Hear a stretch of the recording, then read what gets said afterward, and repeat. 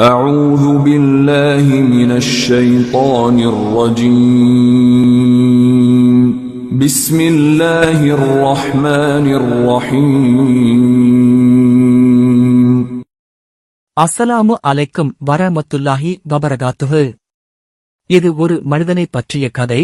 அவன் நம் நபி முஹம்மது ஸல்லல்லாஹு அலைஹி வஸல்லம் அவர்களை அடிக்கடி கிண்டல் செய்தவன். இது ஒரு மனைவியை பற்றிய கதை. அவள் தன் கணவனுக்கு தீமையிலே துணை நின்றவள். இது ஒரு மனிதனை பற்றிய கதை.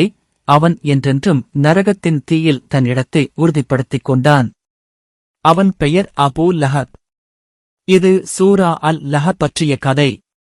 நபி முஹம்மது அவர்களுக்கு அமைதி உண்டாகுக இஸ்லாமின் செய்தியை ஆரம்ப காலத்திலே வெளிப்படுத்திக் கொண்டிருந்த காலம் அது. அவருடைய மாமா அபூ லஹப் அவருக்கு கடுமையாக எதிர்த்தார். மேலும் அவன் கோபத்துடன் கூறினான், முகம்மது கோபம் பிடித்துவிட்டது, பைத்தியம் ஆகிவிட்டார் என்று. இந்த சூரா மக்காவில் இறங்கியது.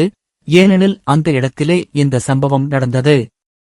ஒரு நாள் நபி முகம்மது அவர்களுக்கு அமைதி உண்டாகுக சபா மலையில் ஏறி மக்களுக்கு எச்சரிக்கை சொல்ல நினைத்தார்.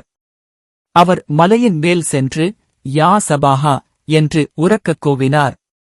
அந்த குரலை கேட்டு மக்கள் கீழே வந்து கூடியார்கள். அவர்களை பார்த்த நபி அவர்கள் கூறினார், நான் உங்களிடம் சொன்னால் இந்த மலையின் பின்னால் ஒரு படை உங்கள் மேல் தாக்கத்துக்கு தயாராக இருக்கிறது என்றால் நீங்கள் நம்புவீர்களா? மக்கள் பதிலளித்தார்கள், ஆம் ஓ முகம்மது, நாங்கள் உங்களை பொய்யன் என்று ஒருபோதும் அறிந்ததில்லை. அப்பொழுது நபி அவர்கள் கூறினார், அப்படியானால் கேளுங்கள், நான் உங்களை எச்சரிக்கை பெற அனுப்பப்பட்டுள்ளேன். அந்த ஒரே கடவுளை மறுத்தால் கடுமையான தண்டனை உண்டாகும். ஆகையால் அவனை மட்டுமே வழிபடுங்கள். மக்கள் ஒருவரோடொருவர் முணுமுணுத்தார்கள், எப்படி நம்முடைய முன்னோர்கள் வழிபட்ட தெய்வங்களை விட்டுவிடலாம் என்று. அதற்கிடையே ஒருவன் கோபமாக எழுந்து நின்று கூறினான், உனக்கே நாசம் உண்டாகட்டும்.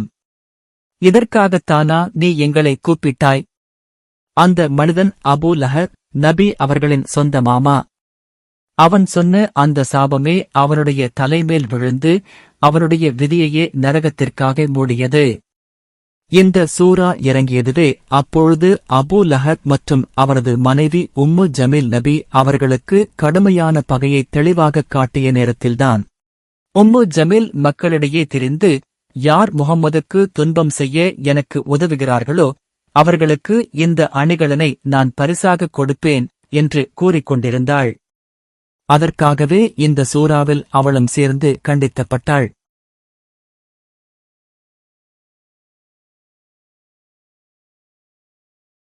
أعوذ بالله من الشيطان الرجيم بسم الله الرحمن الرحيم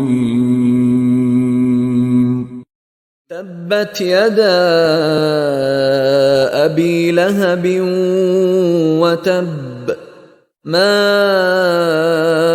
أغنى عنه ماله وما كسب سيصلى نارا ذات لهب وامرأته حمالة الحطب في جيدها حبل من مسد